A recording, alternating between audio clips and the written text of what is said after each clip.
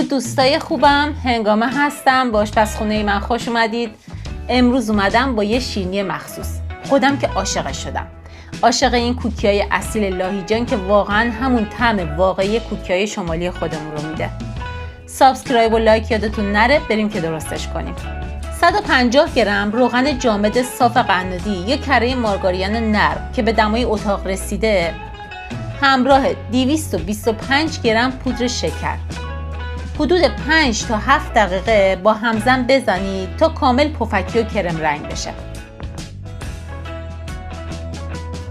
تو زدن پودر شکر و کره اصلا کمکاری نکنید که تو کیفیت شیرینی هاتون خیلی تاثیر داره.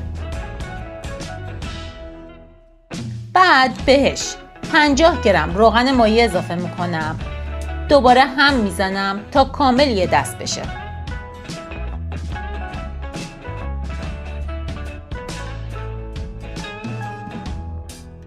سه تا تخم مرغ دارم، یکی یکی اضافه میکنم.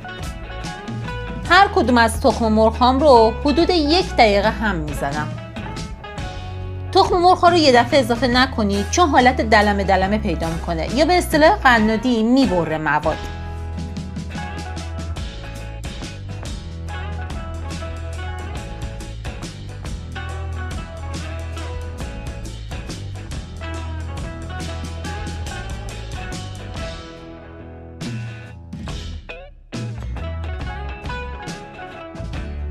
حالا وانیل اضافه میکنم. اگه وانیلتون خالص باشه نوک قاشق چای خوری، اگه وانیلتون شکریه یه قاشق چای خوری بهش وانیل اضافه کنید و هم بزنید.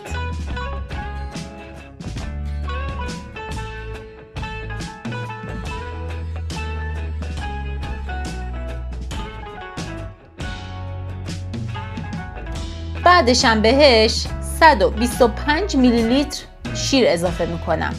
125 میلی لیتر یعنی دقیقاً همون 125 گرم. حالا من به میلی لیتر میگم ولی چون مایع است از واحد اندازه‌گیری میلی لیتر استفاده کردم، ولی همون 125 گرمه شیرمون. بعدش هم دوستان لطفاً اندازه هاتون رو دقیق بگیرید تا یه کوکی عالی داشته باشید. حالا 425 گرم آرد دارم که قبلا الکشون کردم. قبل از اینکه به موادم اضافه کنم به کشمش و گردویی که میخوام داخل کوکیا استفاده کنم به هر کدوم حدود 1 قاشق غذاخوری آرد میزنم و هم میزنم. این کارو میکنم تا کشمش و گردو داخل کوکی ته‌نشین نشه موقع پخت. بعدش هم به آرد 1 قاشق سوپخوری پودر کاکائو، 1 قاشق مرباخوری سرپر بیکینگ پودر اضافه میکنم، هم میزنم با هم.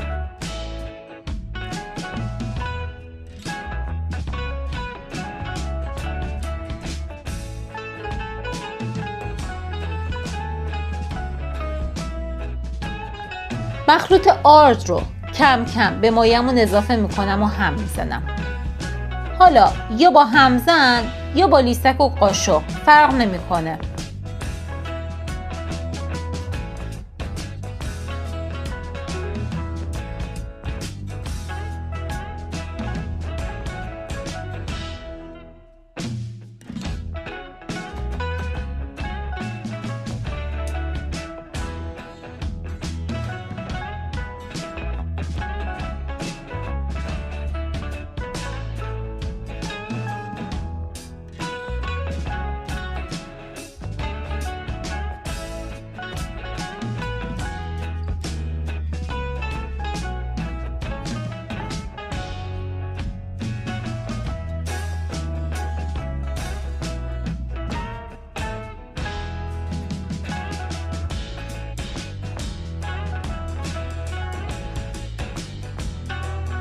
بعد از اینکه آردم و موادم همش با هم یک دست شد، همشون زدم، حالا گردو خورد شده و کشمش رو که از هر کدوم 175 گرمه، یعنی 175 گرم گردو، 175 گرم کشمش که میتونید بسته به ذائقتون یه مقدار کمتر بریزید. مثلا من خودم 150 گرم ریختم از هر کدوم، ولی استانداردش 175 گرمه.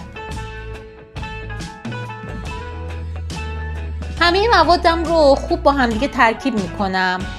داخل سینی فر که کاغذ روغنی انداختم از مواد کوکی با قاشق بر میدارم، با فاصله میذارم داخل سینی فر.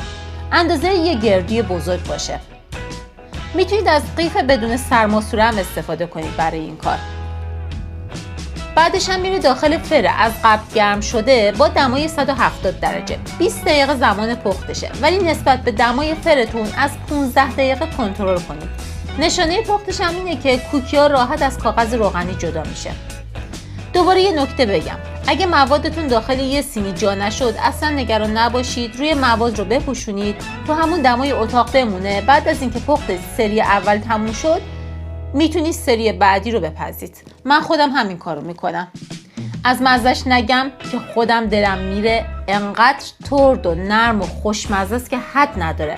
حتما درست کنید این کوکی‌های دلبر رو که خیلی خیلی خوشمزه‌ن. دوست داشتید تو کانال اینستاگرام هم برام عکساشو بفرستید. دیدید که امروز هم خیلی ساده و شیک شیرینی درست کردیم. مرسی که تا آخر ویدیو همراه هم بودید. ویدیو رو لایکش کنید، کانالم رو سابسکرایب کنید، نظرات خودتون رو کامنت کنید برام.